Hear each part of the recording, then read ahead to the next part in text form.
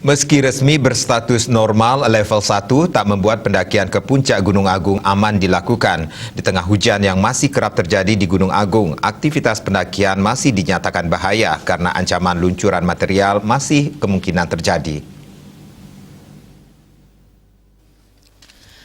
PLT Kepala Badan Penanggulangan Bencana Daerah Karangasem Ide Bagus Ketut Arimbau mengatakan, setelah berkoordinasi dengan pos pengamatan Gunung Agung, pihaknya masih menyatakan pendakian belum aman dilakukan.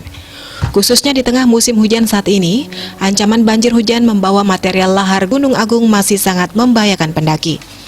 Oleh karenanya, BPBD Karangasem hingga saat ini masih mengimbau masyarakat untuk sementara tak melakukan pendakian sampai situasi dinyatakan kembali aman.